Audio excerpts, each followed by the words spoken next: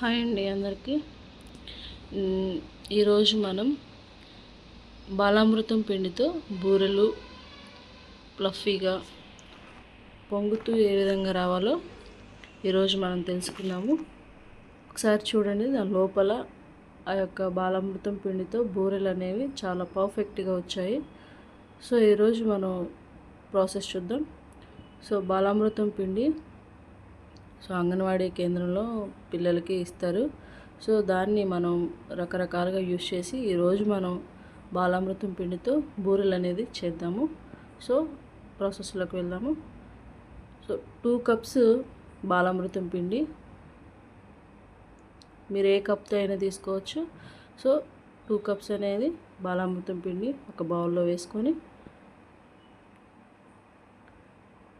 Next గోధుమ పిండి ఒక కప్పు గోధుమ పిండి సరిపోతుంది. వేసుకున్న తర్వాత వాటన్నిటిని కూడా వాటింట్లో కొద్దిగా సోడా ఉప్పు, కొద్దిగా సాల్ట్ వేసుకోవాలి. వాటన్నిటిని కూడా మనం మిశ్రమాన్ని బాగా కలుపుకోవాలి. కలుపుకుంటే అదంతా షుగర్ కూడా ఉంటుంది కాబట్టి దాంట్లో అంతా కూడా ఉంటుంది. సో ఇదేంటంటే బెల్లం వాటరు. సో ఒక అరగంట ముందే మనము బెల్లాన్ని నానబెట్టుకొని ఉంచుకుంటే ఆ విధంగా గడ్డలు కరిగి వాటర్లాగా తయారవుతుంది. కొద్దిగా మనం వాటర్ని పోసుకుంటూ మనం గోధుమ పిండిని ఏ విధంగా కలుపుకుంటామో అదే మాదిరి ఈ యొక్క ప్రాసెస్ని కూడా చేయాలి. కొద్దిగా పోసుకోవాలి. మళ్ళీ జావ అయితే కనుక మళ్ళీ అప్పుడు మనం గోధుమ పిండిని అనేది యాడ్ చేసుకోవచ్చు. కాకపోతే అప్పుడు గట్టిగా వస్తాయి. సో మనం వాటర్ని అడ్జస్ట్ చేసుకుంటూ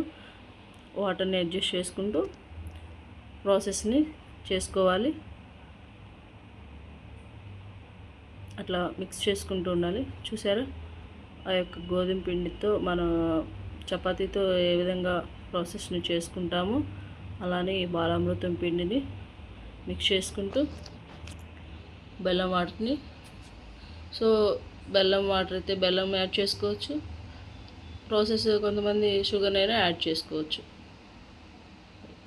సో ఈ విధంగా ఒక 10-15 నిమిషాలు కలుపుకొని చూడండి, చాలా సాఫ్ట్గా అలా ముద్దని కలుపుకుంటూ ఉంటే ఆ యొక్క పంచదార కూడా కలుస్తుంది. ఎందుకంటే ఆ బాలామృతం పిండిలో షుగర్ అనేది యాడ్ అయి ఉంటుంది కాబట్టి. సో బెల్లం వాటర్ షుగర్ అనేది కలిసి కొంచెం స్వీట్నెస్ అన్ని కోసం వేసుకోవచ్చు. కొద్దిగా అట్లా పైపైన తడుపుకొని ఉంచుకుంటే బాగుంటుంది. సో నెక్స్ట్ దీన్ని ఒక ప్లేట్ తీసుకొని దాన్ని క్లోజ్ చేసి ఒక 10-15 మినిట్స్ అట్లా క్లోజ్ చేసుకొని ఉంచుకుంటే, చూసారా, అట్లా కలుపుకొని ఉంచుకోవాలి. నెక్స్ట్ దానిపైన ఒక మూత వేసి ఒక 10-15 మినిట్స్ ఈలోపు ఆయిల్ని హీట్ చేసుకుందాం. గ్యాస్ స్టవ్ వెలిగించి మంటని మీడియం ఫ్లేమ్లోనే. సో ఆ కళాయి అనేది కొద్దిగా క్లీన్ చేసుకోవాలి, ఎందుకంటే డస్ట్ ఉంటుంది కాబట్టి. సో కొద్దిగా వాటర్ వేసుకొని డస్ట్ క్లీన్ చేసుకుంటే బాగుంటుంది. తర్వాత మనం ఆయిల్ని వేసుకోవాలి. ఒక 1/2 లీటర్ ఆయిల్ అయితే సరిపోతుంది. 500 గ్రాములు ఆయిల్ వేసుకుని హై టు మీడియం ఫ్లేమ్లో హీట్ అవ్వాలి.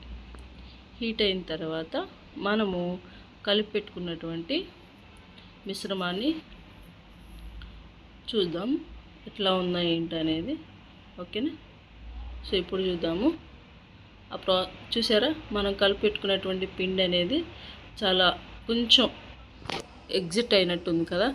సో బాగా నానింది కాబట్టి పిండి చాలా చూడటానికి కొంచెం ఫ్లఫీగా వచ్చినట్టు అనిపిస్తుంది కదా. సో ఇప్పుడు నేను ఈ యొక్క కవర్ని తీసుకున్నాను. ఇది నేను మీషోలో ఆర్డర్ చేశాను, వెజిటేబుల్ స్టోర్ చేసేది. సో ఆ వెజిటేబుల్ స్టోర్ చేసేదాన్ని ఆ యొక్క కవర్ల మీద ఇందాక ఉన్నటువంటి ఆ యొక్క బెల్లం వాటర్ని కొద్దిగా తీసుకొని దాన్ని తడుపుతూ మళ్ళీ మిక్స్ చేసుకుంటున్నాను. సో ఇప్పుడు చిన్న చిన్నవి కొద్దిగా ప్లేట్లో తడి చేత్తో కవర్ని అనేది అట్లా రఫ్ చేస్తూ ఉంటే చిన్న చిన్న మనం నిమ్మకాయ సైజ్ అంతా ఆ యొక్క మిశ్రమాన్ని తీసుకొని రౌండ్గా ప్రెస్ చేసుకోవాలి. ప్రెస్ చేసుకుంటూ రౌండ్గా వచ్చేటట్టు చూసుకోవాలి. సో ఈ ప్రాసెస్ అనేది చాలా ఈజీ అండి.